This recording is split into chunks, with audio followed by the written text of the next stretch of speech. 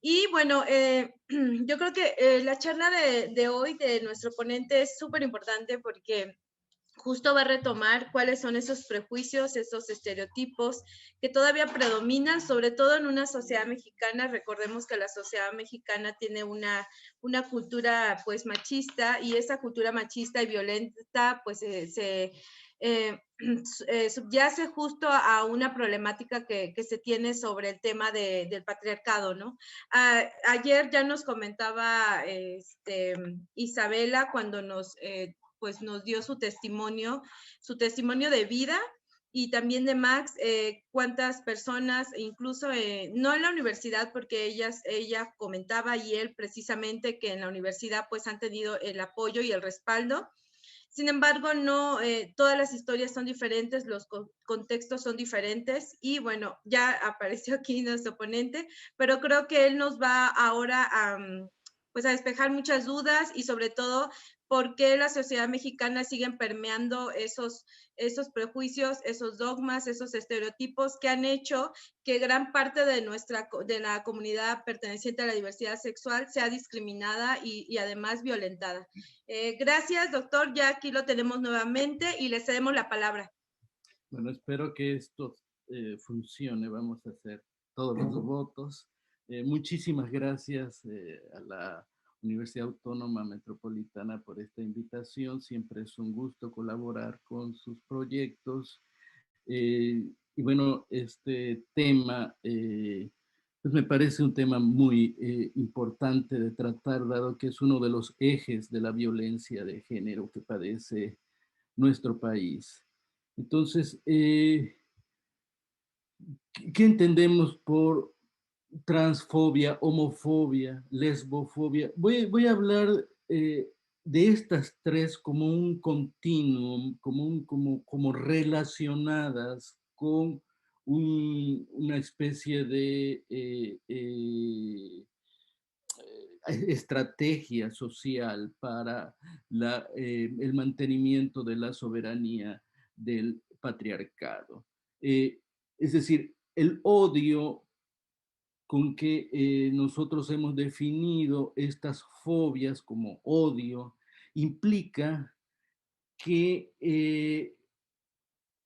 este odio es una actitud colectiva ante lo diferente, una actitud de reprobación ante lo diferente, ¿sí?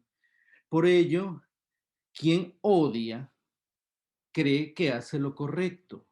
Y más en el caso de estas fobias, incluso que en el caso de la misoginia, en donde todavía hay mayor condena social a la misoginia, pero la condena social contra la homofobia es mínima, porque esta fobia se entiende como algo correcto, como algo que debemos hacer, es decir, la violencia homo, lesbo, transfóbica es algo que se espera de un buen cristiano, de un buen ciudadano incluso. ¿Sí? Entonces, al creer que hacemos lo correcto, entonces estamos cumpliendo con los deseos de la colectividad.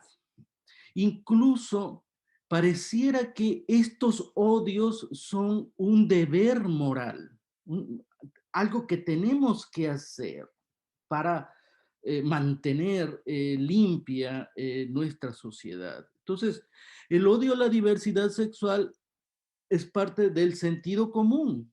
Es, es del sentido común tener que odiar. Es, es lo que debemos hacer. Entonces, la diversidad sexual se le odia por mandato social, o mejor dicho, por mandato religioso que se transforma en mandato social. Es decir, los orígenes religiosos de la lesbo, trans, homofobia son definitivamente evidentes. Por ejemplo, uno de los casos de asesinos seriales de personas homosexuales, el que le llamamos el sádico, Marroquín Reyes, quien fue arrestado y procesado ya hace más de una década. cuando se le entrevista que por qué mataba de esa manera tan cruel como lo hacía, por eso le llaman el sádico, a los homosexuales que él mismo iba a ligar en la zona rosa, él decía que estaba haciendo un bien a la sociedad. Y esto me llamó la atención porque coincide perfectamente con las encíclicas papales que ordenan una, un menosprecio o un descartar como cristianos, como buenos cristianos, a las personas que tienen deseos homoeróticos. Entonces, esto nos lleva a pensar que la violencia trans, homo, lesbofóbica se recomienda como medida de corrección de lo diferente. Lo diferente es malo, es pecaminoso, ¿sí? Entonces se trata de un castigo por atreverse a ser diferentes. Y con ello rompen con un modelo de conducta. Es decir, hay que romper el modelo de conducta homoerótico, hay que extinguir a esas identidades. Esto es, hay que castigar a estas personas por ser, no por hacer, sino por ser, por asumir una definición de ser. Y esto, bueno, lo empareja con la violencia racista, que también, bueno, se odia porque uno es de tal o cual raza. El defecto consiste en haber nacido, haber tenido, bueno, un cuerpo diferente, como una asignación completamente que no depende de uno mismo. Igualmente, no depende de uno mismo. En muchas ocasiones el ser homosexual, lesbiana o transgénero. Entonces, en ese sentido, se empareja o se equivale a la violencia racista e incluso a la violencia contra las personas con discapacidades, quienes también sufren mucha discriminación. Entonces, las fobias tienen este sentido de limpiar a la sociedad de sus defectos, de sus lados sucios, torcidos, incorrectos.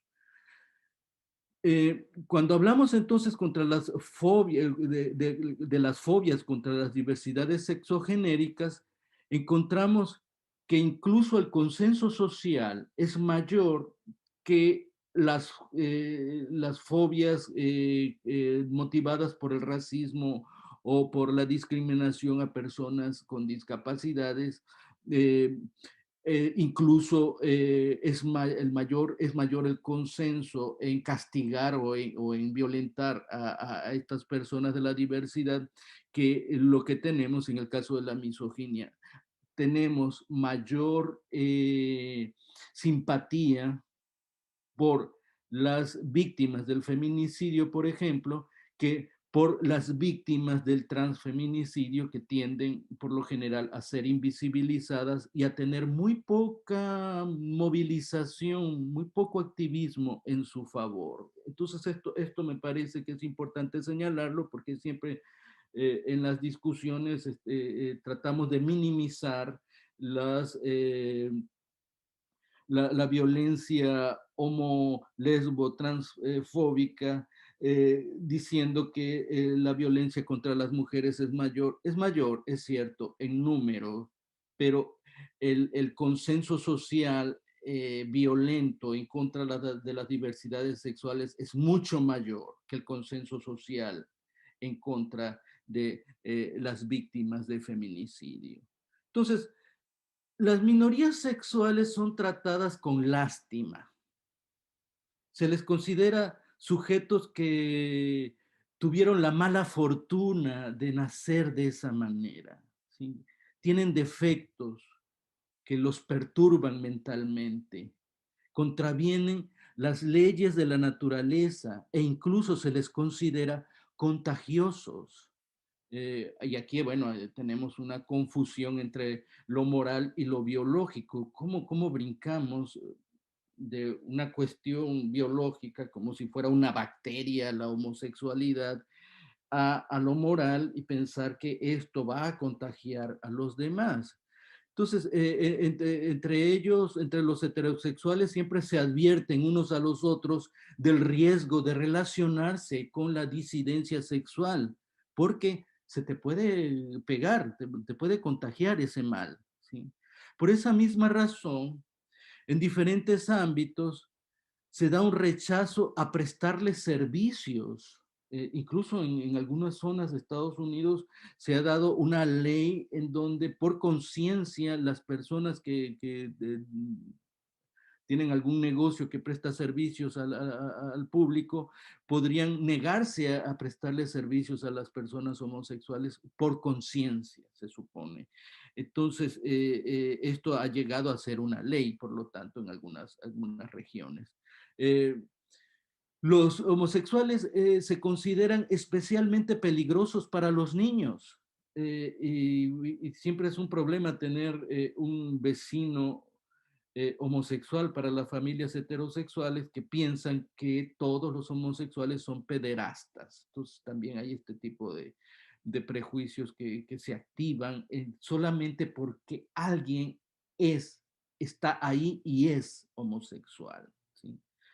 Entonces, eh, eh, históricamente, la homofobia ha sido construida muy, digamos, meticulosamente en los diversos discursos sociales, lo que Foucault llamaría los dispositivos. Por ejemplo, en el discurso religioso se le considera pecado nefando.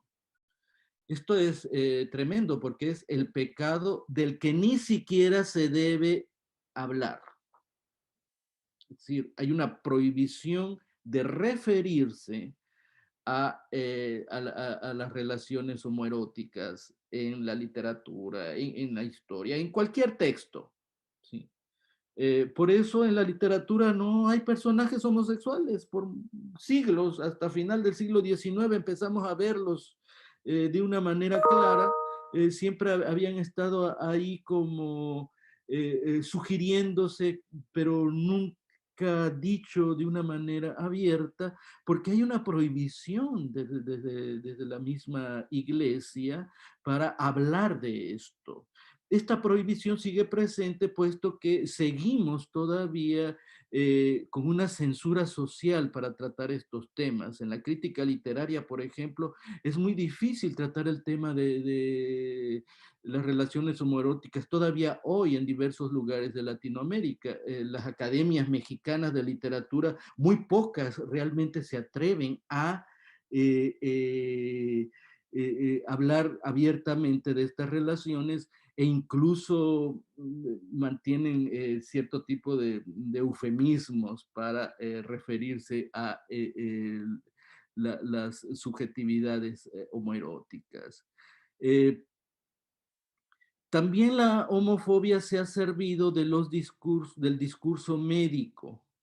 Y esto ha sido válido hasta el presente. Todavía hay organizaciones que creen que pueden sanar la homosexualidad. Hablan de estas terapias de conversión, por ejemplo. Bueno, esto era la norma en la psiquiatría antes de 1973, en que la Asociación Psiquiátrica establece que ya no es una enfermedad la homosexualidad. Entonces, pero en el discurso cotidiano se mantiene todavía esta idea de la homosexualidad como una enfermedad mental.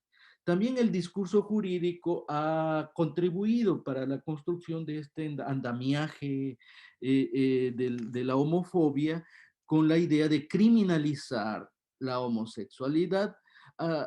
Todavía hay policías que al ver a una persona travestida en la calle, busca alguna manera de arrestarla por cualquier cosa, inventándole incluso crímenes, pero el hecho es que la homofobia está presente y porque existe en la memoria colectiva que esto fue crimen en algún momento. Entonces, estos tres andamiajes discursivos, aunque han sido cuestionados, aunque hemos tenido leyes que los han limitado o los han controlado, siguen en el discurso social, siguen vigentes y desgraciadamente la gran mayoría de la población mexicana piensa que de una u otra manera la homosexualidad es reprobable, ya sea por ser pecado, ya sea por ser enfermedad contagiosa o ya sea por ser crimen. Entonces, estos tres discursos van funcionando continuamente, ¿sí?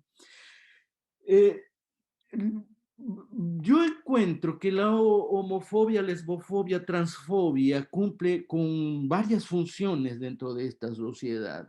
En primer lugar, vigilar las relaciones sociales para asegurarse que los disidentes queden aislados de la sociedad heterosexual. Construimos guetos para ellos.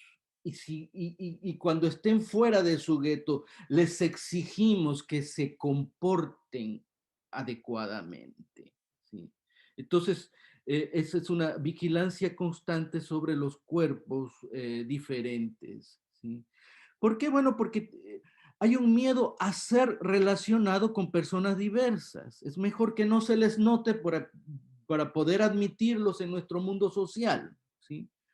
Lo cual conlleva un miedo a ser considerado homosexual o lesbiana si a uno se le asocia con algún homosexual, alguna lesbiana o alguna persona trans. Esto es, hay un miedo a la mirada social, al gran hermano, al ojo de Dios, o lo que el psicoanálisis llama el super yo. Y este miedo es justamente lo que define la fobia. De acuerdo con algunos psicoanalistas como Odier, un psicoanalista francés, que plantea que la fobia es un miedo irracional eh, y hacia un objeto fobógeno que entonces lo dimensionamos monstruosamente como un coco, como un diablo que nos va a comer, ¿sí? Entonces en nuestro inconsciente queda este miedo irracional y cada vez que estamos frente a este objeto que nos causa este miedo irracional, nos abalanzamos violentamente sobre él. Esto explica por qué nosotros al ver una cucaracha nos ensañamos contra ella y la matamos de una manera furiosa. Nos pasa con las ratas. Bueno, esa misma actitud de miedo irracional está presente en un asesinato de odio homofóbico. Estamos matando a esa rata que nos produce esta reacción irracional de odio, ¿sí? Entonces, el miedo irracional nos lleva a la violencia, al odio irracional, ¿sí? Otra forma en que la homofobia se manifiesta en nuestras vidas es a través de la autovigilancia o la autorrepresión. No queremos ser considerados homosexuales, estamos insistentemente replanteándonos como heterosexuales. Esto pasa mucho en el reforzamiento innecesario de las conductas machistas que se ven sobre todo entre las poblaciones más jóvenes que están tratando de afirmar su masculinidad y entonces esta afirmación de la masculinidad implica una autovigilancia de la voz, las formas de vestir, las posturas, los deportes que elegimos, los amigos que elegimos, el mundo del que nos rodeamos, las aficiones, la carrera que decidimos incluso. Todo esto muchas veces se manifiesta por un autocontrol, miedo a ser, a descubrirse homosexual, ¿sí? Y en esto consiste sobre todo el drama del closet. En el closet lo que hay es un miedo a que se te note que eres homosexual y entonces el closet es una fuente de violencia homofóbica en donde el enclosetado lo que hace es proyectar sus propios miedos en el cuerpo del otro. Ve en el otro lo que vería en sí mismo y entonces trata de destruir en el otro realmente su propio deseo. Esa es otra forma de la violencia homofóbica. Otra forma en que se manifiesta es un miedo, como un miedo a que la sociedad entre en decadencia. Si se atribuye los males sociales e incluso los males, los desastres naturales a la existencia de la diversidad sexual. Y de ahí se articula una especie de llamado al linchamiento. Muchas veces hemos oído eso. Ahora con el COVID se dijo, yo sabía que se iba a decir por parte de líderes religiosos. Esto es castigo de Dios por la homosexualidad, dice. Hay un terremoto, es castigo de Dios porque existen los homosexuales. Eso en Guatemala hubo una vez una gran linchamiento precisamente por un terremoto en donde se estaba culpando a los homosexuales por el terremoto. Entonces esto se da y enfanatiza a la gente y entonces las campañas de linchamiento son efectivas. Yo quisiera decir que ya no existen. Sin embargo, en el momento en que yo digo ya no existen, de repente aparece una noticia en donde hay este tipo de linchamiento. Miedo a que los propios sean contagiados por el deseo homoerótico, esta vigilancia de los hijos, ¿sí? Y este insistir de los padres en no traigas deshonra a la familia. Es algo que motiva en muchas ocasiones, y la sociedad mexicana sucede demasiado esto, la expulsión de los hijos homosexuales de la casa, y sobre todo si son trans. Estos muchos de ellos dejan de tener familia a partir de que deciden una sexualidad diferente o una expresión de género en su caso diferente.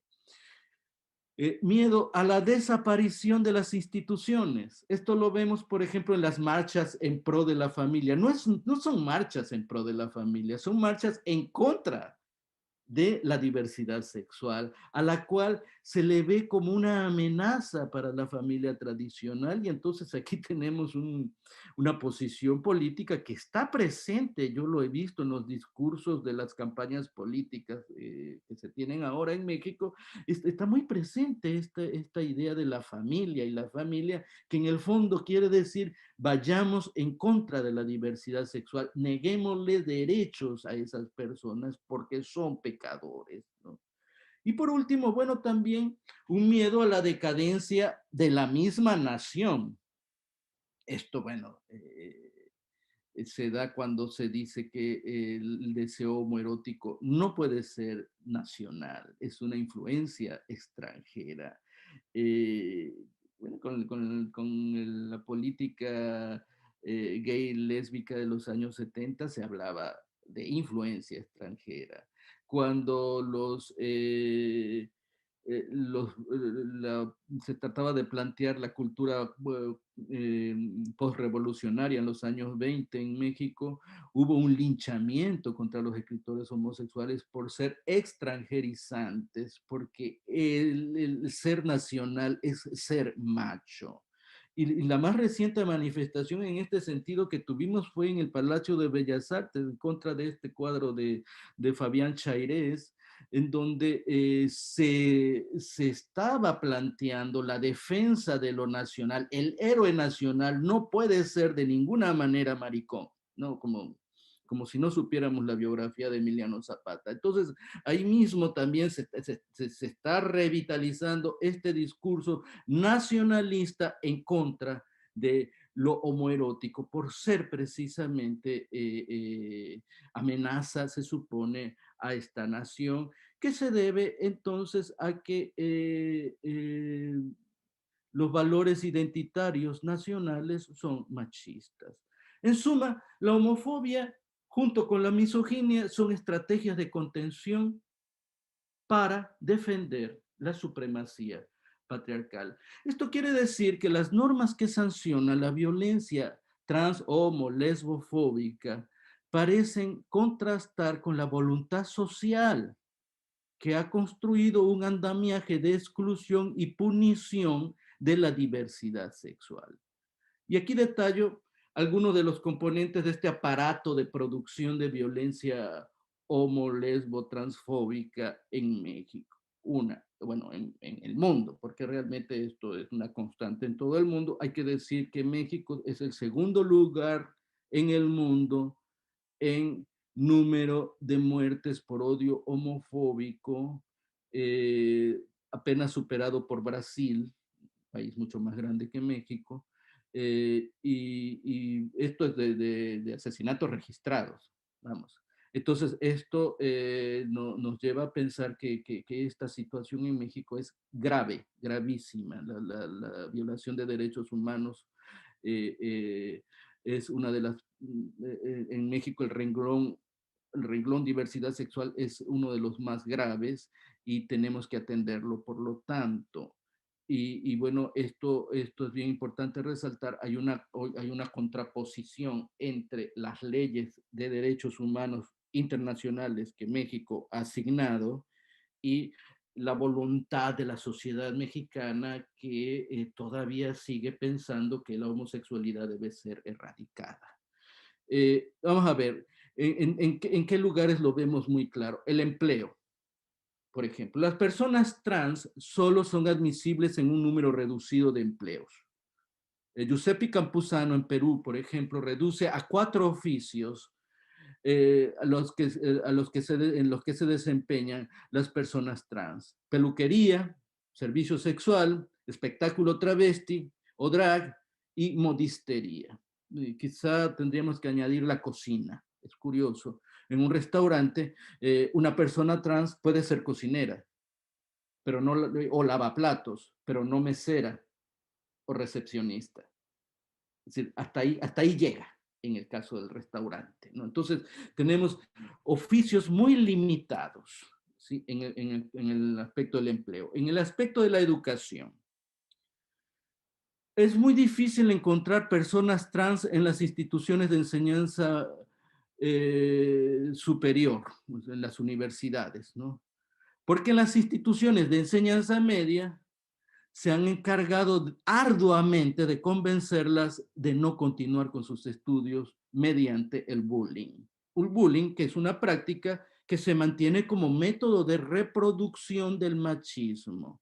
Entonces, bromas, apodos, acoso verbal o físico, intimidación, renuencias a relacionarse con las personas diversas, el abandono de parte de amigos y familiares son factores que finalmente triunfan y hacen que las personas trans renuncien a su idea de seguir una carrera profesional.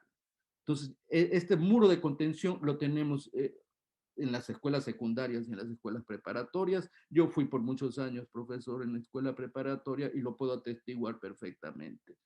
Cuando nos escandalicemos de los feminicidios y los asesinatos de odio, escandalicémonos también de nuestra tolerancia y apoyo a las prácticas cotidianas del machismo en nuestras escuelas, pues ahí se encuentra gran parte de su origen. Nuestra indiferencia a la formación del género es cómplice de los asesinatos. Muchas instituciones escolares tienen políticas excluyentes respecto a la apariencia o la expresión de género desde la primaria incluso, o conductas, o incluso al tipo de familia de la que provienen. Si son estudiantes de un hogar monoparental, hay escuelas privadas que no van a admitir a estos niños, como un caso que fue famoso en Monterrey, ¿sí? Hubo un caso de una maestra trans en una secundaria de Guadalajara en donde los padres de familia pidieron su expulsión, lograron su expulsión y los estudiantes de esta maestra trans lo defendieron, la defendieron.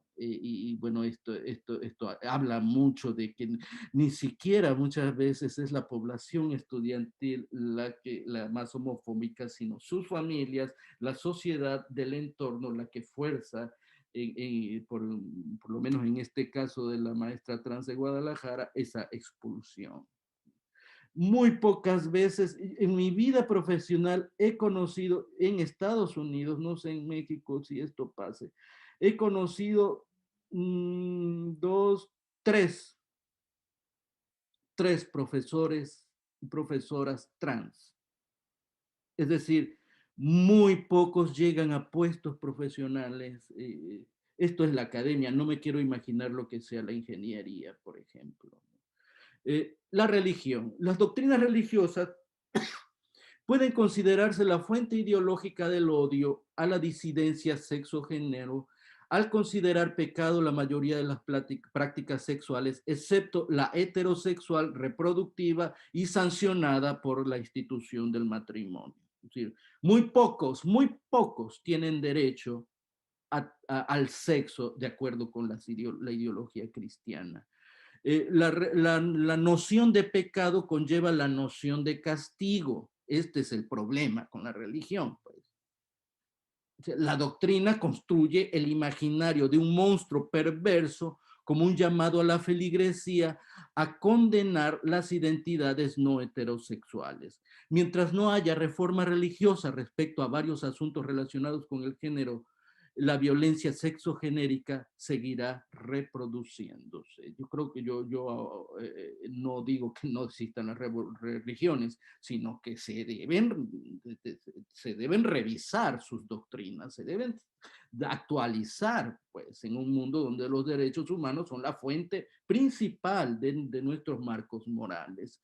En la salud, la restricción económica que su identidad acarrea hace que muchas personas trans estén expuestas a mayores riesgos de salud que el resto de la población. Enfermedades de transmisión sexual, administración de hormonas e implantes sin supervisión médica contribuyen a una salud precaria. La política internacional en torno al VIH forzó a México. Fíjense, fue el caso de México y Brasil, aquí es muy interesante porque Brasil y México eran países renuentes a efectuar políticas públicas con respecto al VIH y el Fondo Monetario Internacional tuvo que condicionar deuda a estos países para que hicieran o realizaran este tipo de políticas. Es por eso que a principios de los 90 empezamos a ver políticas públicas con respecto al VIH en estos países. Es decir, tuvo que haber, casi siempre tiene que haber una presión internacional para poder ganar derechos en la diversidad sexual. ¿Sí? La ciencia ha sido también fuente de naturalización de la trans homolesbofobia a partir de popularizar términos como trastorno, desviación, anormalidad, con que se patologiza la diferencia sexual. Aunque en 1973, como ya lo he dicho, la Asociación Psiquiátrica establece que la homosexualidad no es patología, la idea de error de la naturaleza, trastorno mental o defecto queda en la conciencia colectiva como una verdad no dicha, pero implicada en las prácticas de segregación, estigmatización y supresión de los derechos que se dan cotidianamente contra la diversidad sexual. La ciencia ha intervenido de manera diversa en un sentido trans homo lesbofóbico. Investigaciones tendenciosas para demostrar, por ejemplo, que los hijos de hogares homoparentales sufren daños severos en su salud mental, o las intervenciones que corrigen los cuerpos intersexuales al nacer. Esta película argentina XXY es completamente recomendable, la pueden incluso encontrar por ahí en YouTube. Respecto a esta discusión sobre el cuerpo intersexual o lo que tradicionalmente se había llamado hermafrodita, las personas que tienen características biológicas del sexo masculino y femenino.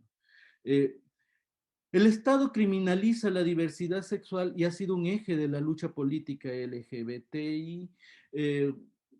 En primer lugar, los bandos de policía, donde la noción de faltas a la moral eran interpretadas como criterios, con criterios imprecisos. Todavía existen en algunas ciudades de México estos criterios para afectar a la diversidad sexual. Falta de reconocimiento oficial a uniones del mismo sexo.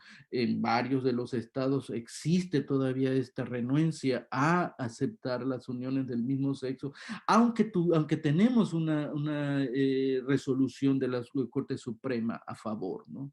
Los derechos deberían acceder a una sociedad igualitaria son continuamente pisoteados. La noción de crimen pasional en vez de crimen de odio homofóbico se sigue usando en los ministerios públicos. Entonces, los levantones de policía sin haber delito siguen sucediendo. Entonces, el Estado sigue actuando activamente en contra de la diversidad con criterios machistas que la mayoría de los funcionarios observan en el trato con la población diversa. En el aspecto cultural, hay mucho que decir. La Televisa con sus comedias homofóbicas no hace más que reproducir esta idea de que el cuerpo homosexual es incorrecto y hay que continuamente corregirlo, y la risa es una forma de corregir los cuerpos homosexuales, o si no se les invisibiliza en las representaciones, no existen. Eh, o no se da prioridad a las agendas políticas de los, de la diversidad, cosa que estamos viendo en estas campañas que tenemos ahora. No hay una representación LGBTI clara en muchos partidos, entonces siempre como que no es prioritario, espérense tantito, hay otros problemas más importantes, en fin, esto, izquierda, derecha, centro izquierda o centro derecha, lo han manifestado una y otra vez, es decir, que no ha sido una bandera la diversidad sexual muy clara en casi ningún partido. Recuerdo que el PRT lo tuvo en su momento en los años 80, el PRD lo tuvo también en su momento a principios de los años 2000, pero en la actualidad no lo veo, sencillamente. Exigir apariencia heterosexual es otra forma cultural de manifestar homofobia. Inhibir el tema de la homosexualidad en la literatura, la historia, la antropología, la sociología, como que no son temas importantes, como que no es lo que deberíamos de tratar, como que no es científico, etcétera. Se dan una serie de pretextos o sencillamente se ignoran estos temas en diversas disciplinas universitarias. Es decir, que además de cerrar el paso a varios sujetos diversos, también le cerramos el paso a los propios estudios de los mismos. O falsificar historias, como el caso de Sor Juana, no se quiere admitir por parte de críticos literarios y mucha gente que Sor Juana era lesbiana. O Juan Gabriel, que nunca quiso aceptar o nunca quiso declarar que era homosexual en público. Esas son formas de falsificar las biografías de los homosexuales como una medida homofóbica que imponen las instituciones de cultura. Limitar expresiones de afecto homoerótico en la vía pública, porque, como siempre, hay niños. Y esto de que hay niños o este pretexto de los niños ha sido un arma precisamente para mantener a las diversidades a raya, ¿sí? Y bueno, establecer guetos, reducirlos, en fin, tenemos un mundo muy amplio de qué hablar cuando hablamos de trans, lesbo, homofobia, pero creo que me he pasado muchísimo el tiempo y me gustaría más bien conversar con las personas que me están escuchando. Muchísimas gracias, doctor. Pues sí, hay preguntas que, bueno, en su momento creo que las tiene la compañera,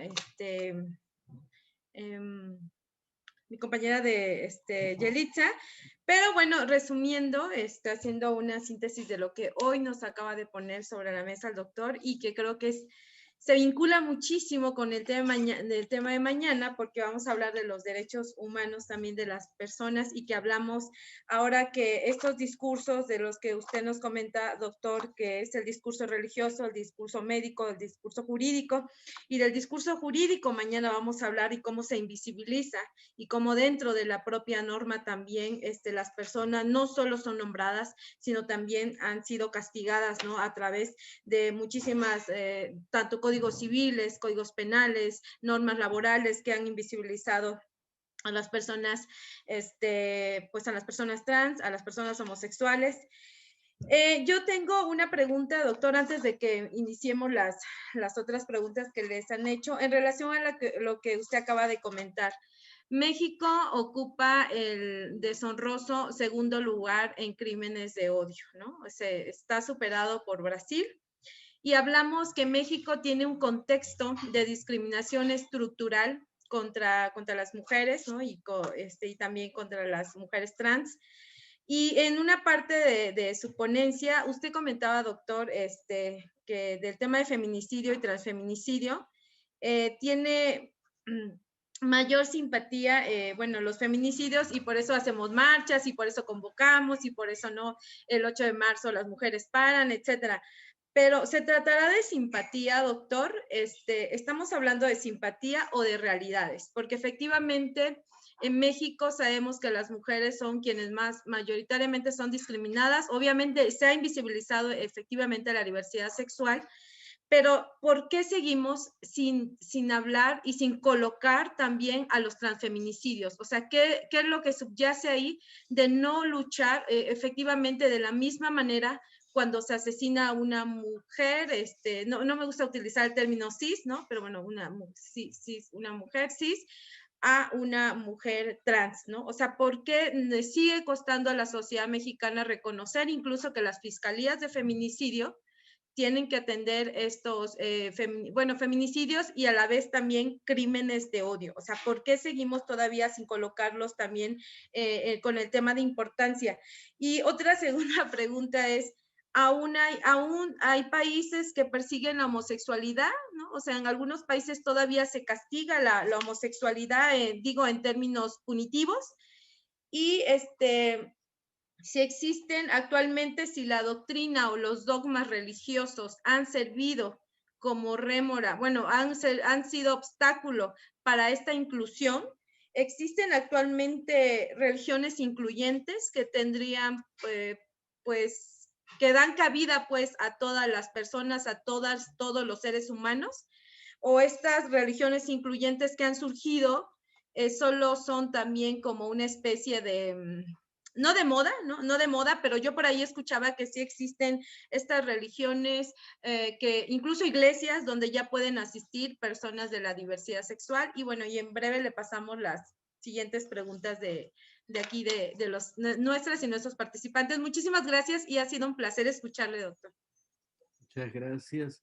En cuanto a la primera pregunta, comparando transfeminicidios o homicidios de odio homofóbico con los feminicidios, no me quisiera extender mucho, pero sí puntualizar una familia que sufre la desaparición y muerte de una hija, inmediatamente tiene todo un mundo de solidaridad encima, ¿no?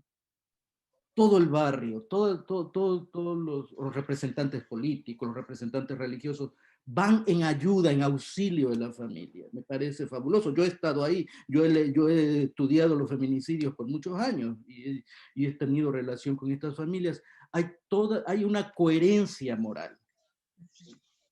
Es decir, todos estamos vejados por este mal machismo y entonces aquí lo tenemos muy claro. En el caso de un transfeminicidio, la gente se esconde.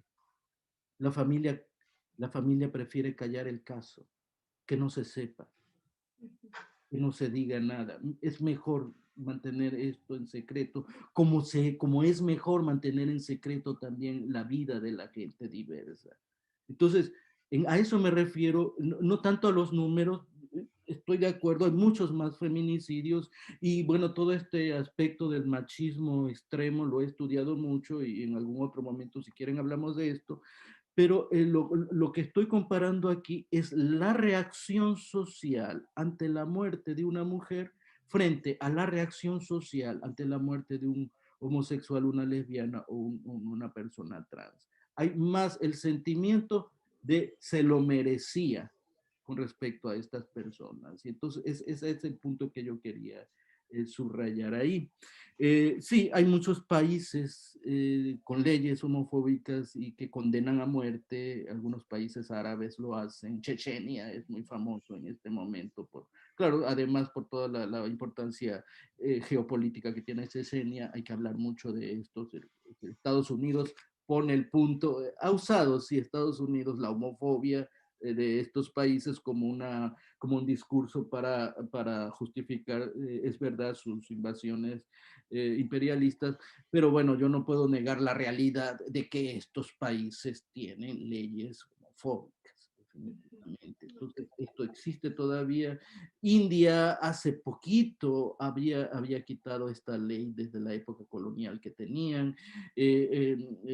Países como Uganda han establecido de nuevo leyes más rígidas contra la homosexualidad. Nigeria, lo mismo. Es decir, estamos todavía en una situación muy peligrosa para muchas personas de la diversidad. Religiones incluyentes, conozco muchísimas. Es decir, las religiones de corte protestante han revisado su doctrina. Muchas iglesias metodistas lo han hecho, presbiterianas, de una manera muy notoria, las iglesias episcopales, eh, la iglesia bautista, que es una de las más homofóbicas y que es muy socorrida por la población afro-norteamericana, tiene algunas iglesias, hay cierta independencia en estas iglesias, ¿no? Algunas de estas iglesias, yo conocí una que era muy abierta y era iglesia bautista. Las que han sido muy renuentes a esto y son las que están más extendidas en México son las llamadas iglesias evangélicas de corte pentecostal y la iglesia católica. En México no tenemos, había la iglesia metropolitana, pero creo que ya desapareció. Y no sé si exista, yo no he oído alguna otra iglesia que tenga este tipo de aperturas en México. Entonces, en México la situación con las iglesias ha sido cada vez peor. Y entonces hay que sugerirles a las iglesias, hay que pedirles a la feligresía que impulsen reformas en las iglesias, porque esto ya es crimen.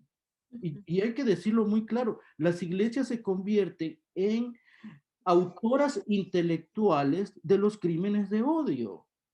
Entonces esto es gravísimo y hay que llamarlas a cuenta porque tenemos todos los elementos para decir que se están violando los derechos humanos a partir de estas instituciones.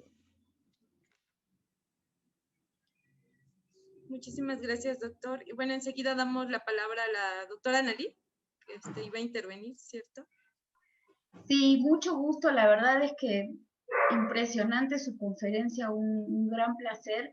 Y solamente quería hacer una pregunta, pero porque ante el abordaje teórico que hay sobre la diversidad sexual y como usted mencionaba y hablaba sobre la diversidad sexual, he estado leyendo que hay colectivos que están hablando de disidencia sexual, ¿no? Entonces, ante esta cuestión de decir la diversidad sexual está de acuerdo con el capitalismo o tiene una visión de tolerancia, que la tolerancia tiene que ver un poco con la religión, ¿no? Con te acepto, pero bueno, tampoco te acepto con limitantes, ¿no?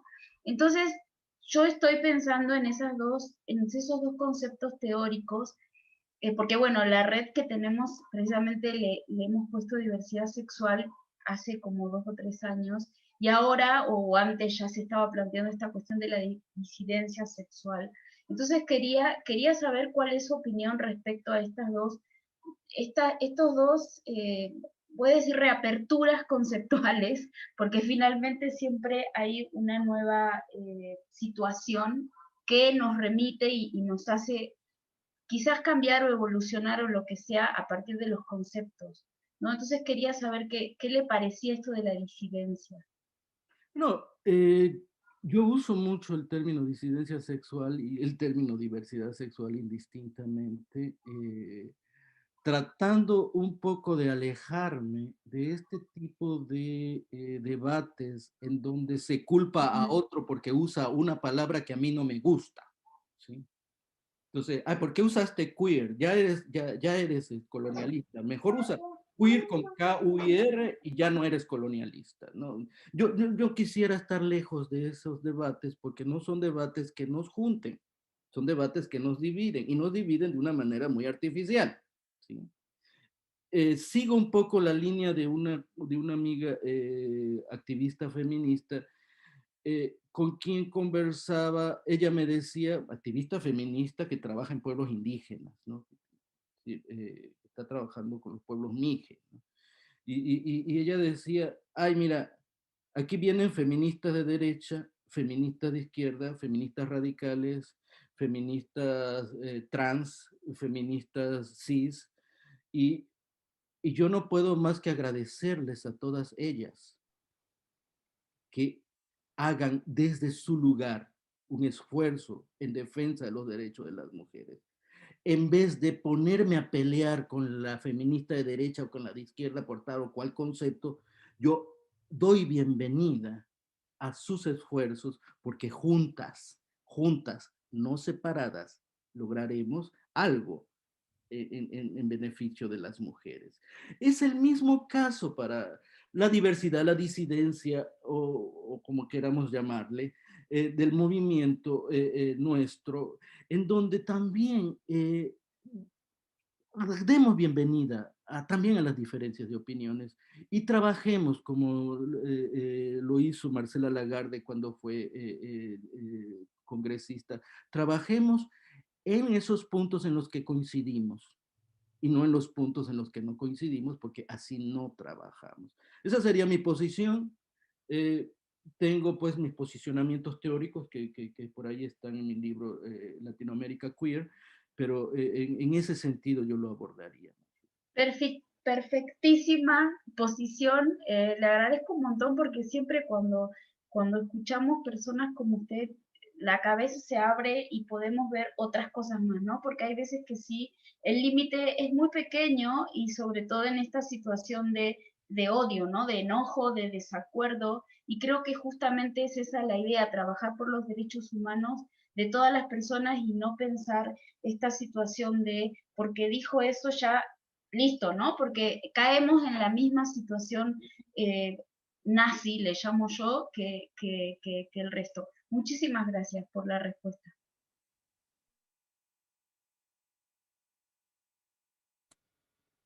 Muchísimas gracias por la ponencia, por todas las disertaciones. El doctor Héctor fue una ponencia maravillosa y súper interesante y pues como tal hay muchísimas preguntas que todo el público nos ha estado haciendo llegar. Entonces, bueno, le haré, no sé cómo le parezca mejor, le hago un par de preguntas para que las vaya respondiendo de dos en dos. Perfecto.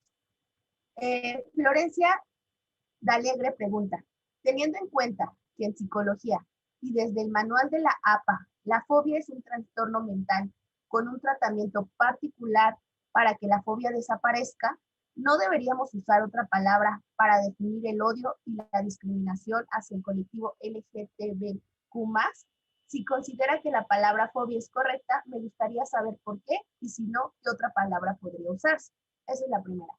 La segunda, Sara Aguirre pregunta, ¿podría compartir algunas referencias teóricas que le hayan funcionado para realizar crítica o análisis sobre estudios de la homosexualidad en la literatura? Bien, a ver, sí, entiendo esta posición desde las ciencias de la conducta, en donde se habla de fobia como una patología. Lo que pasa es que usamos homofobia, transfobia, lesbofobia como un lenguaje eh, que sí proviene de las ciencias psicológicas, pero que lo hemos usado en un sentido más político, ¿sí? Es decir, mucho se ha transitado los conceptos, sobre todo el psicoanálisis, del diván a lo social. ¿Sí? Y esto el mismo Freud lo hizo, ¿no? Entonces, quizá estemos pecando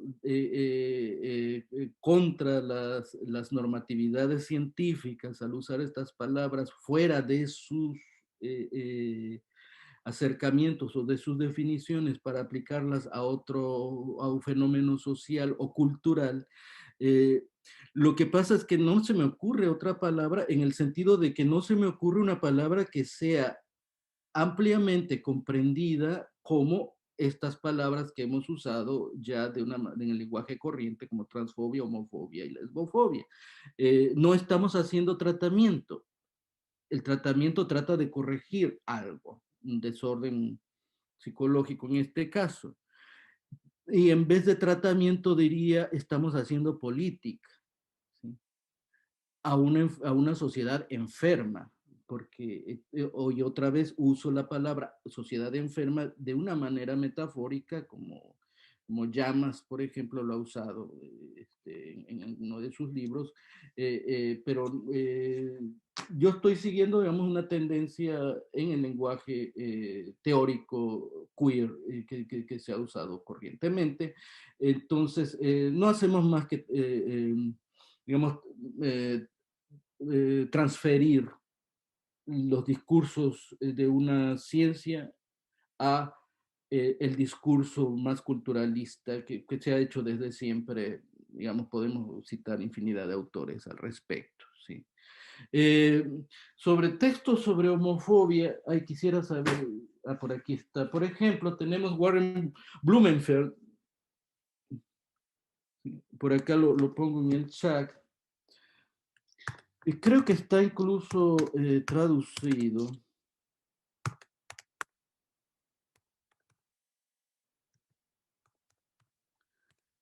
que se titula Homofobia, How We All Pay the Price. Este es uno de los clásicos, digamos, sobre el tema, uno de los más amplios al respecto. Si vamos en un sentido histórico, John Boswell,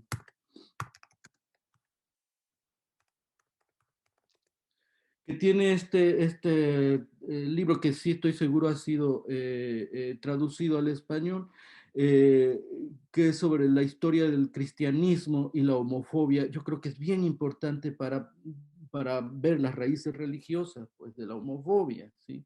Uno que es así como muy,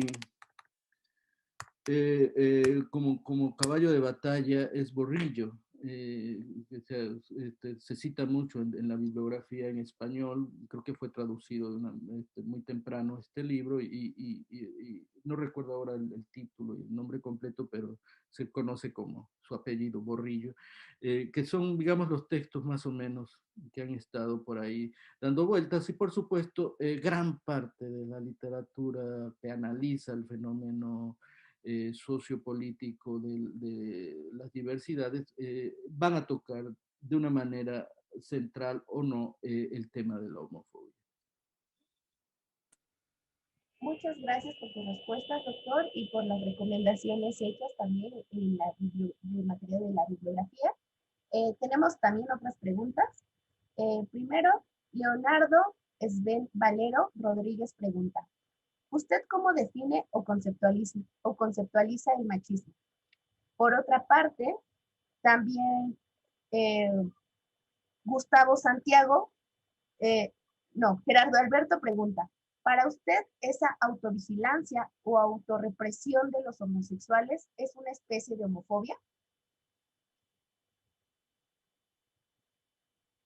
Sí. Bueno, en mi libro de la sensualidad de la violencia de género desarrollo mucho este concepto del machismo desde la tradición mexicana. Yo diría que el machismo lo inventamos nosotros. No existe una palabra en inglés para machismo.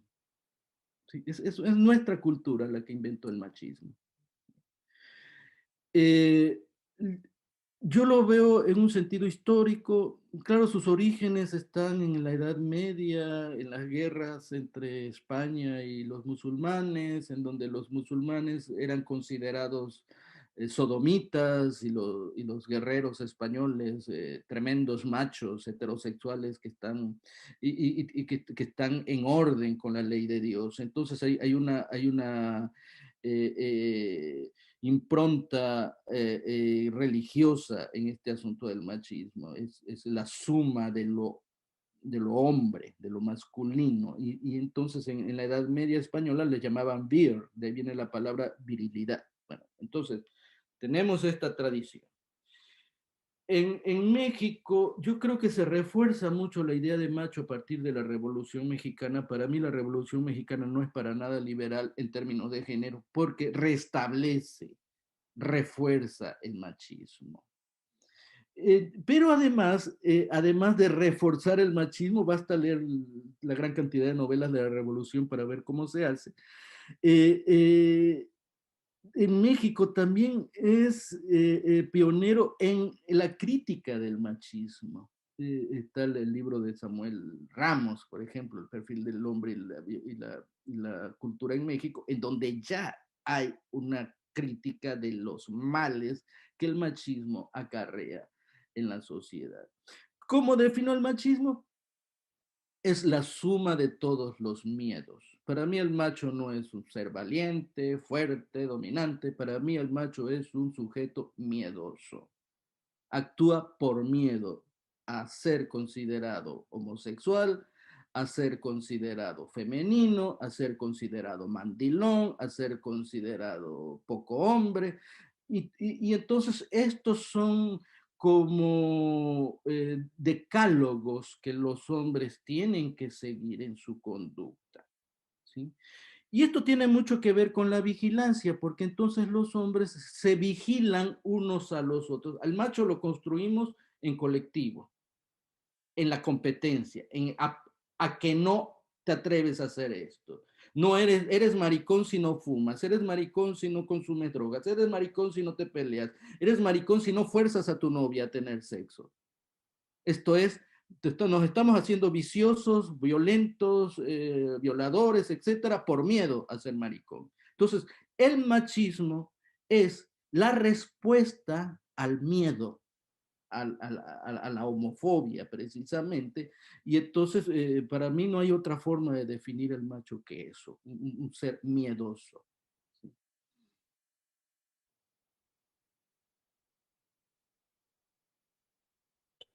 Si la autovigilancia es homofobia, sí, es una homofobia internalizada. Yo no quiero decir que entre la diversidad sexual no haya homofobia, la hay y muy fuerte. Los gays que desprecian lo femenino de otros gays, ahí hay una misoginia y homofobia muy clara, sí. Yo he visto estos pleitos en los show travestis en donde la persona que está llevando el show ofende a otros gays, vestida, pasiva, inventada, todo este tipo de insultos que le llaman perreo y que creen que es una cosa divertida, son expresiones homofóbicas entre personas de la diversidad sexual. Entonces hay mucha lesbofobia por parte de homosexuales, o mucha homofobia por parte de lesbianas hacia homosexuales. Entonces, no nos libramos del odio. Parece que somos una sociedad que necesita del odio para subsistir, y todas esas conductas hay que señalarlas para poder mejorarlas, ¿no? Muchas gracias, doctor Héctor. Le voy a hacer llegar otro par de preguntas. Gabriela Cristín pregunta, ¿por qué se piensa que la homosexualidad se puede contagiar y se puede curar? Y por otra parte, Naim Pita pregunta, ¿cómo debe ser la orientación del Estado, de la familia, de la ciudadanía para integrar y respetar la diversidad sexual? Muy bien.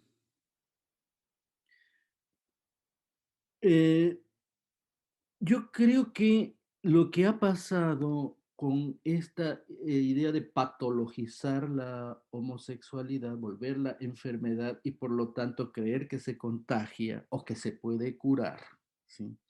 Tiene su origen en el lenguaje religioso que se volvió lenguaje médico. No hay que olvidar que la ciencia no está libre de posiciones morales. La ciencia tiene sus prejuicios muy grandes.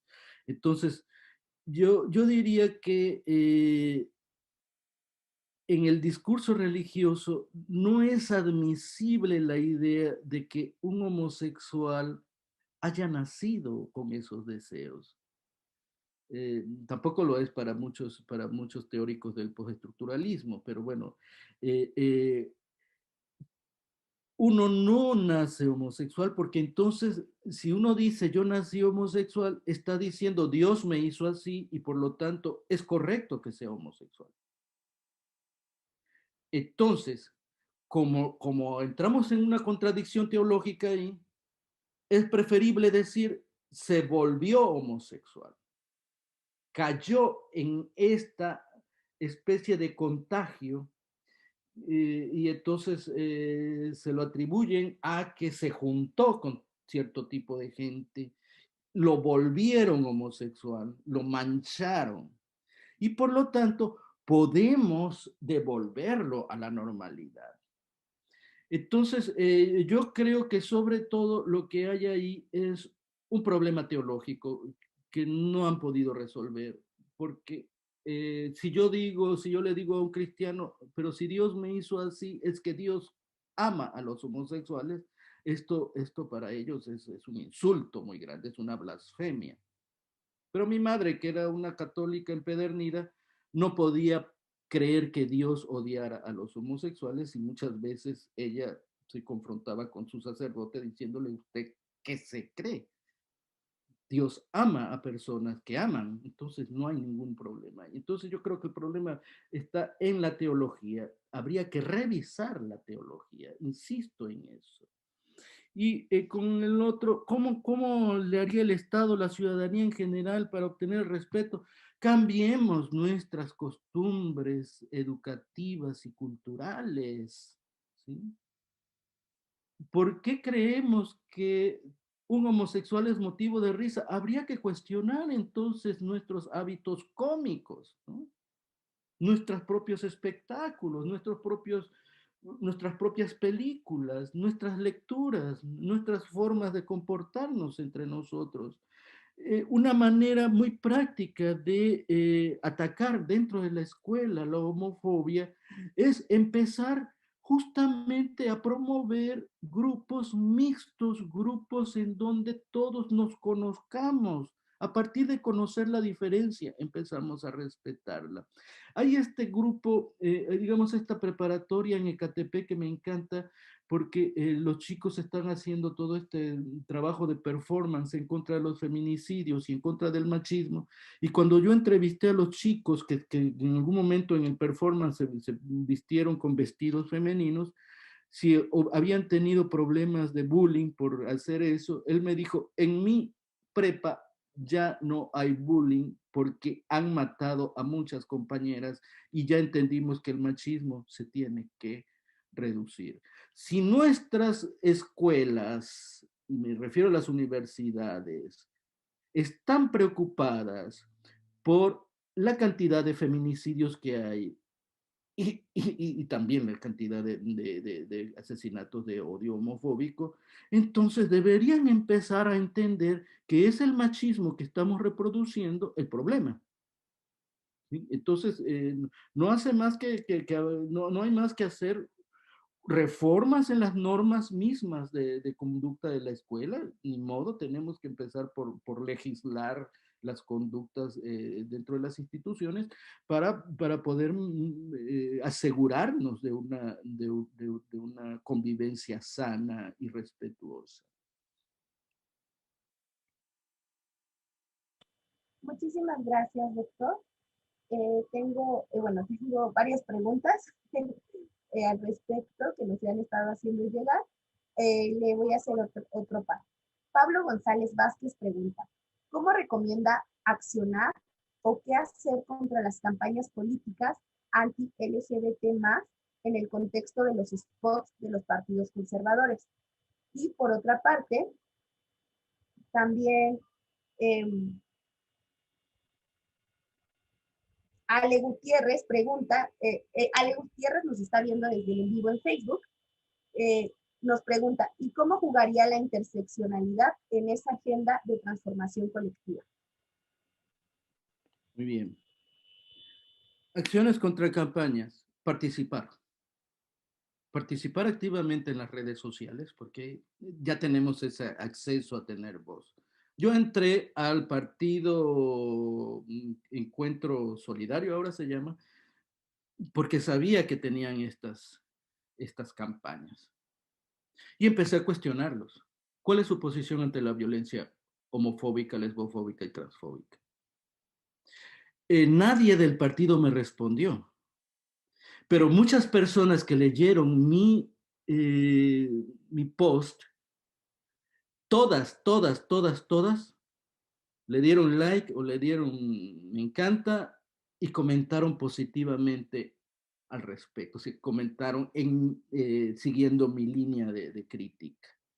Yo creo que meterles en todos lados este tipo de cuestionamientos, si bien no logras cambiarle la opinión a los dirigentes, si logras que la gente que está tratando de tener una discusión política empiece a pensar, ¿sí?, en estas cuestiones. Levantar el tema, ponerle el tema a Morena también, porque no han tenido mucho interés, que digamos, en los asuntos de género. Ponerles a todos el tema, porque tenemos los instrumentos en nuestra mano. Yo eso es lo que recomendaría de una manera muy práctica, ¿sí?, manifestarnos.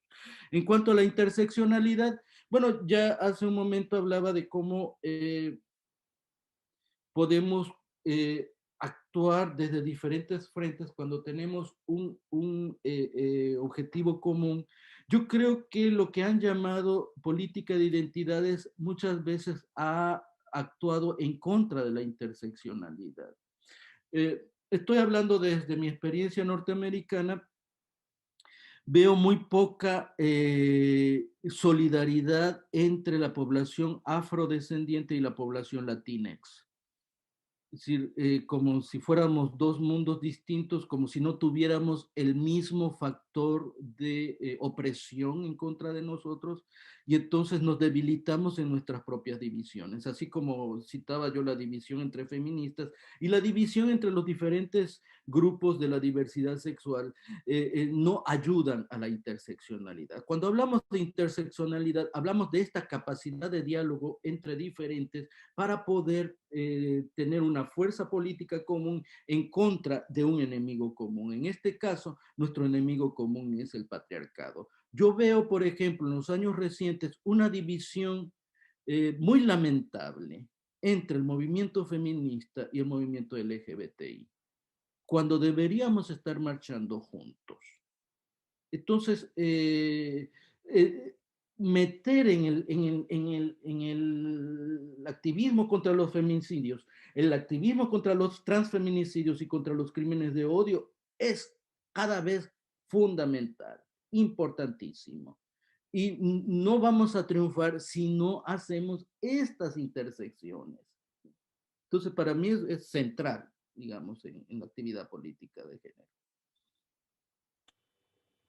Muchas gracias por todas sus respuestas, doctor.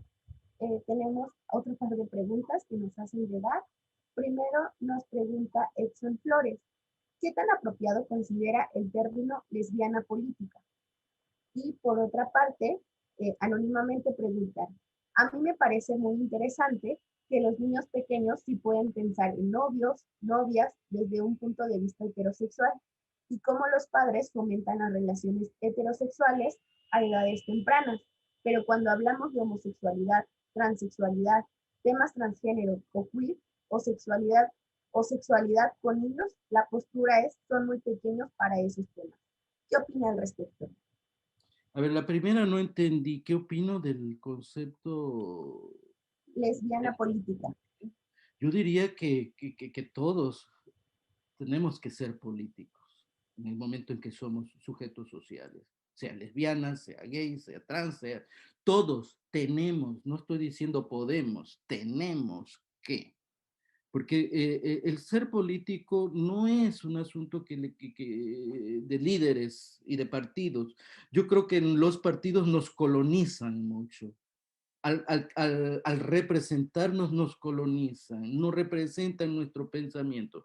Y si no representan nuestro pensamiento y nuestras necesidades, nuestras propuestas, entonces yo tengo que erigirme como político, estar ahí, insistir, plantear, promover ideas. Y entonces no solo necesitamos a la lesbiana política, que es muy importante en este panorama, sino la concurrencia de todas las identidades en la política, porque sin esa vigilancia constante de lo que está pasando en lo público, no tenemos una verdadera democracia. La democracia consiste en eso precisamente, en ser todos políticos.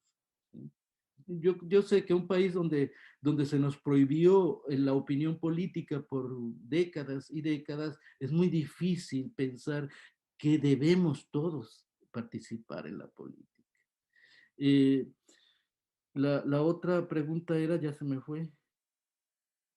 Era sobre su opinión al respecto, que a los niños desde edad muy temprana se les habla de relaciones heterosexuales, novios, novias, pero cuando se habla de temas de género, de temas queer, de transexualidad, de, de homosexualidad, se piensa que están muy pequeños para hablar o para entender esos temas. Claro, en el fondo lo que tenemos es aquí el miedo de los padres a que los hijos sean homosexuales, porque siempre tienen, los latinoamericanos siempre tenemos en la cabeza la idea de qué dirán los demás, ¿no? ¿Qué opinarán los otros? Y entonces educamos a los hijos en función de esto, es decir, los estamos educando en la heteronormatividad, y cuando tenemos un hijo gay no queremos siquiera pensar en esa posibilidad, como que lo negamos. No, no es gay, nada más que es muy fino, nada más que es muy inteligente, etcétera. Es decir, tratamos de usar eufemismos, pero el problema es esa homofobia tan internalizada que hay ahí. Y bueno, son muy pocas las parejas o los padres y madres que conozco que dejan abierta la posibilidad de que los hijos sean homosexuales. Uy, tuve una maestra que decía, ay, mi gran deseo es que mi hijo sea homosexual, o sea, con lo contrario completamente, ¿no? ¿Por qué? Yo todavía no salía del closet, entonces yo le pregunté, ¿por qué usted piensa eso? Y decía, yo quiero un hijo sensible, inteligente, alguien que lea y que piense. Y eso no lo veo mucho entre los hombres heterosexuales. Bueno, esa era una opinión de ella, en fin. Pero yo creo que no llegar tampoco a esos extremos, pero ser abiertos a escuchar los deseos de los hijos y apoyarlos. Como esa madre que apoya al hijo que quiere tener el pelo largo en el preescolar y lo apoya incluso en contra de los criterios de la institución. Apoyar los deseos de los hijos va a ser una gran ayuda a la sociedad entera, porque lo que estamos apoyando es la desaparición de la violencia. Muchísimas gracias, doctor Héctor.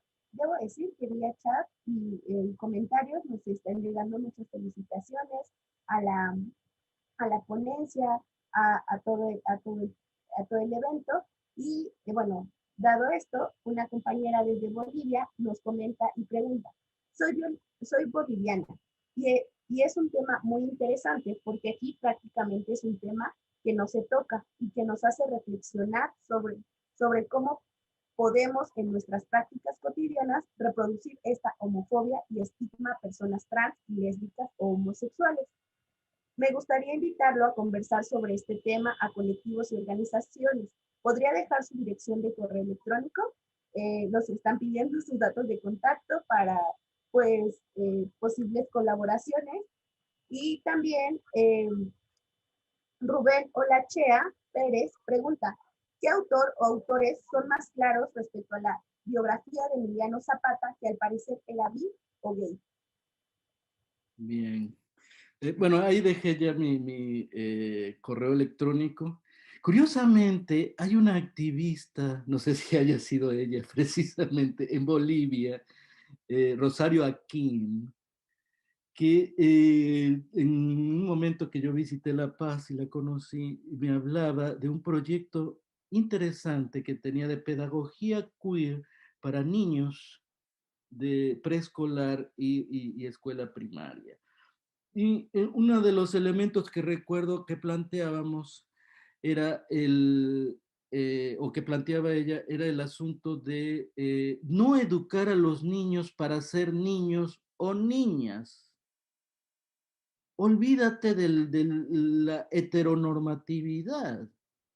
Edúcalos como ciudadanos o ciudadanas, porque son personas en formación y deben de tener todas las opciones humanas a su disposición para que ejerzan su voluntad sobre el sujeto que quieren ser. Entonces yo creo que este principio pedagógico es fundamental en la educación. Y se nos olvida, siempre pensamos en un binomio mujer-hombre todo el tiempo y estamos en ese binomio precisamente excluyendo las diferencias. Pero sí, con todo gusto yo colaboro en donde me inviten a hablar de estos temas porque, bueno, es importante compartir. En cuanto a la pregunta de mi querido Rubén Olachea, que en años remotos fue mi estudiante, el,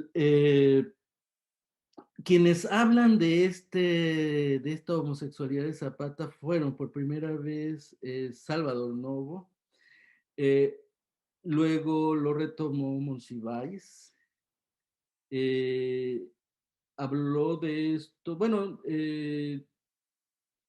después de ello todos hemos citado pues, a estos, pero yo también he hablado de este asunto y ya se volvió como un lugar común en la intelectualidad mexicana queer.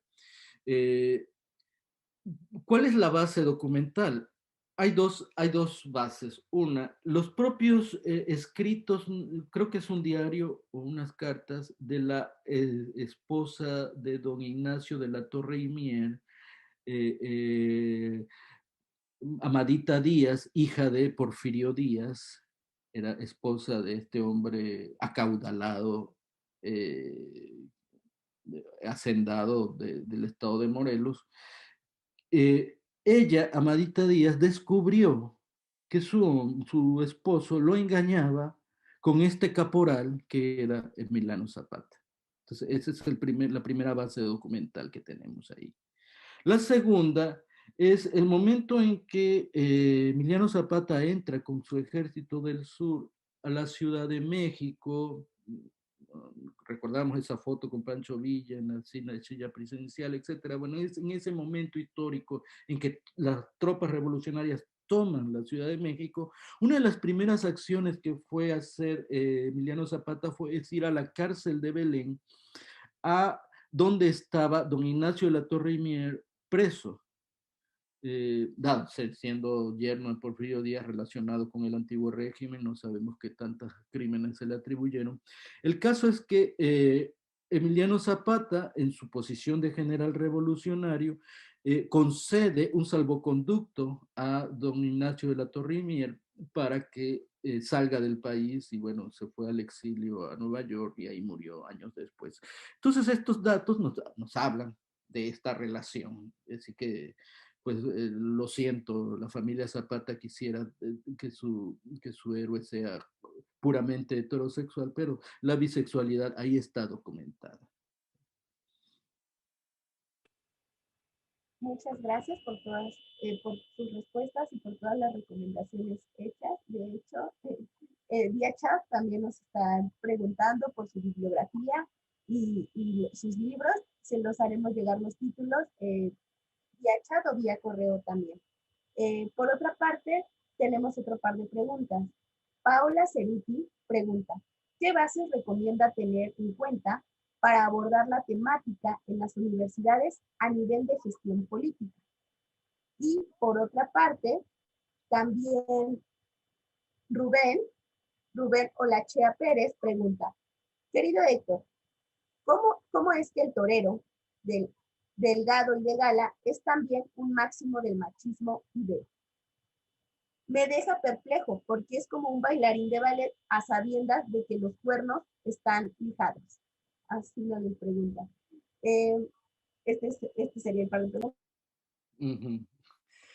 Bueno, bases para una gestión política en la universidad. Yo creo que las universidades son lugares muy políticos, muy, muy políticos. Entonces, ahí aprendemos a organizarnos, aprendemos a dialogar, por favor, dialogar. Y esto lo digo, dialogar, por favor, en un sentido crítico. Se nos olvida el diálogo y empezamos a querer imponer nuestras ideas en vez de callarnos y escuchar las ideas de otros y ver cómo podemos encontrar puntos de coincidencia para poder avanzar en una agenda política. Yo plantearía más bien una crítica a la manera en que hacemos política en función de tener un mayor margen de acuerdo, un mayor margen de consenso. En el momento en que nosotros empezamos a promover medidas antihomofóbicas en nuestras instituciones, tenemos que llevarlo a los plenos, ¿no? Sean las organizaciones estudiantiles, los cuerpos académicos, etcétera, para discutir formas de legislar nuestras propias conductas dentro de la institución. Creo que eso es fundamental. Mi universidad lo tiene.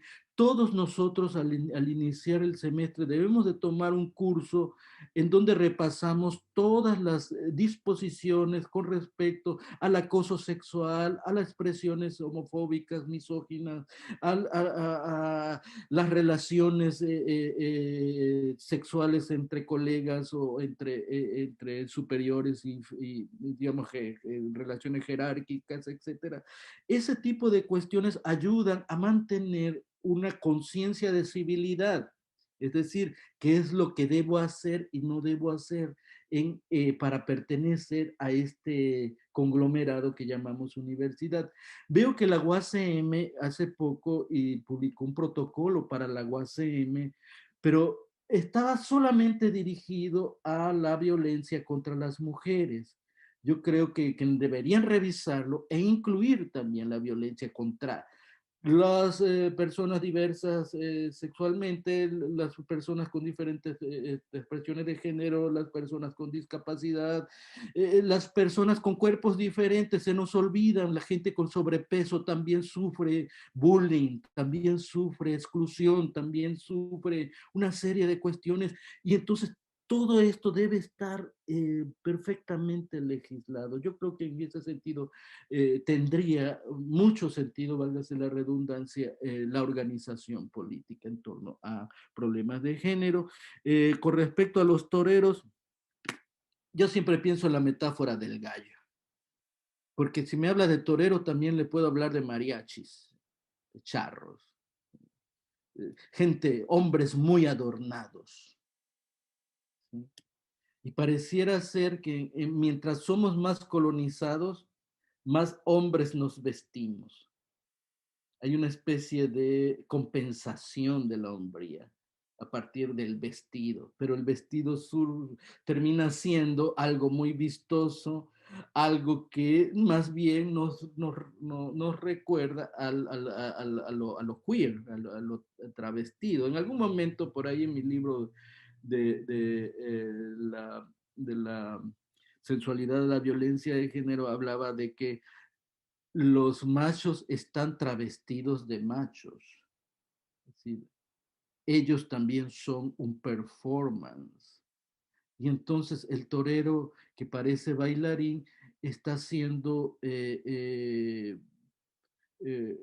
definido como macho por su lado valiente, pero no nos hemos fijado que está vestido de torero, vestido de charro, vestido de luchador, de lucha libre.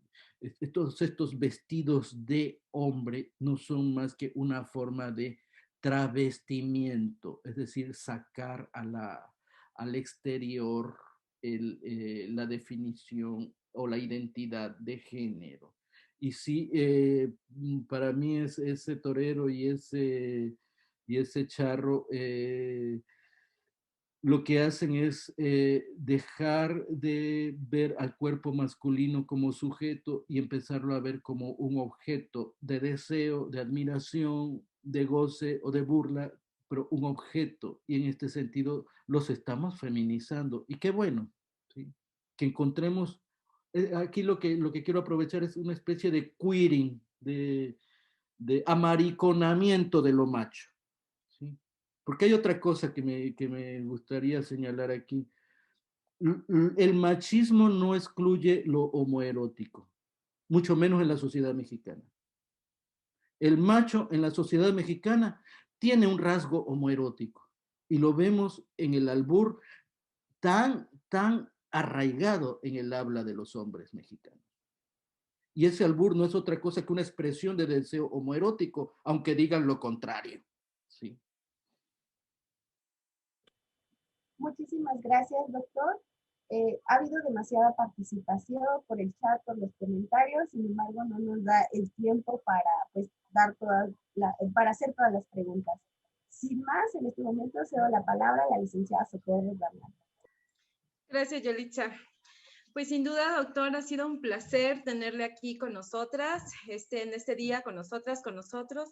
Me quedo con algunas reflexiones y creo que esas reflexiones nos van a servir a lo largo de todo este seminario, pero también a replantear, a repensar nuestras formas de ser, nuestras formas de comportarnos con las y los demás en una sociedad que odia, en una sociedad que discrimina. Y es justo lo que hoy usted nos invita, ¿no?, a reflexionar y bueno, nos puso sobre la mesa que la fobia, el que odia piensa que hace lo correcto, ¿no? Eso es algo como para seguir reflexionando cómo las universidades tenemos que aprender a crear políticas institucionales para prevenir, erradicar todas estas manifestaciones de violencias, porque las universidades están creando protocolos sin nombrar a la diversidad sexual, ¿no? O sea, protocolos contra la violencia de género y bueno, si sabemos qué es el género, pues decimos, ahí están también las personas de la diversidad sexual, sin embargo no está tan claro, ¿no?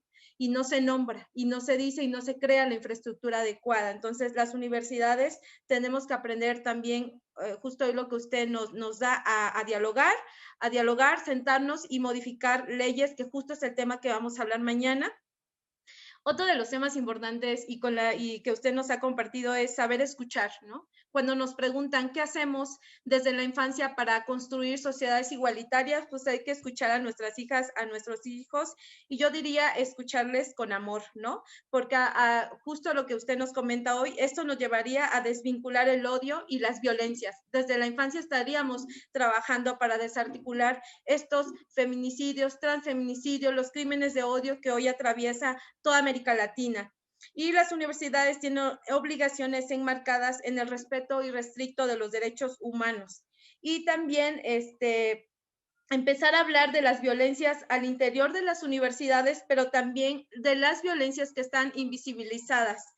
Y si el machismo se construye en colectivo, deconstruyámoslo también en colectivo, ¿no? Esa sería como la idea con la cual me quedo el día de hoy y espero que pues podamos seguirnos, que nos pueda seguir usted acompañando, doctor, en todos los foros, seminarios que tenemos desde la Unigénero y desde la UDUAL, pues seguir trabajando para justo generar universidades incluyentes, universidades que efectivamente no solo en un foro, no solo en un seminario se hable y se dialogue, ¿no? Sino que efectivamente en la vida académica, en la vida administrativa de las universidades se logren aterrizar los derechos de las personas de la diversidad sexual.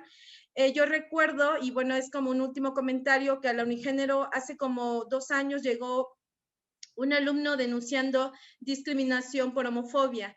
Y fue un caso muy doloroso porque el alumno venía de Guatemala y era un alumno del extranjero.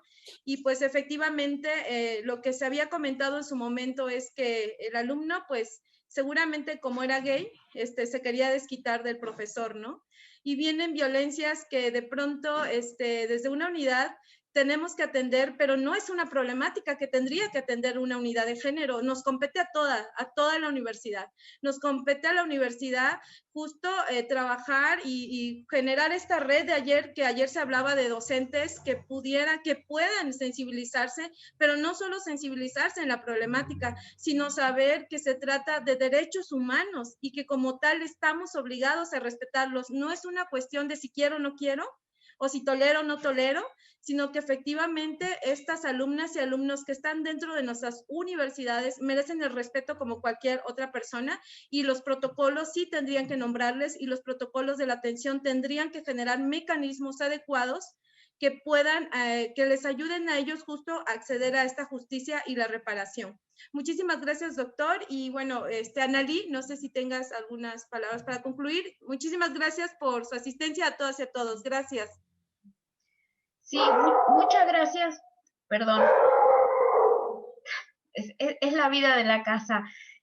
No, solamente quería decirle que yo me quedé con una de las primeras también conclusiones que dijo, porque la verdad es que lo mejor es que lo dijo todo tan claro, tan claro, y tan de alguna manera como abierto, ¿no? Como diciendo, esto es lo que somos como sociedad, ¿no? Involucrando a todas las personas, pero pensé mucho en lo que dijo sobre en la mirada social, ¿no? Creo que ese es un gran punto que nos atraviesa siempre, seamos o no seamos de la comunidad que seamos, del género que seamos, de lo que seamos, ¿no?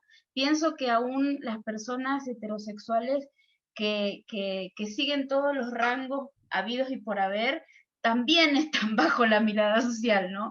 Y creo que quizás ese sería uno de los puntos a tratar, como por ejemplo la presión. Siempre pienso en la presión que siente un hombre heterosexual al tener que mantener a toda una familia, y como también empezar con esa empatía, ¿no? De no solamente partir de lo que somos, sino de lo que las otras personas son y qué les pasa a esas otras personas, porque la verdad es que el sufrimiento, que justo estaba hablando con un compañero recién, de que la cuestión de la homosexualidad y la transexualidad siempre está entre la vida y la muerte, ¿no? Porque realmente si no se capta a tiempo, sí nos vamos hacia la muerte directa, o nos matan, o nos morimos, o nos suicidamos, o nos lanzamos. Entonces es un tema tan grave que finalmente creo que si las personas pudieran tener mínima de empatía y de lectura, porque yo siempre pienso que la lectura es muy importante, y las novelas, la literatura, el cine es muy importante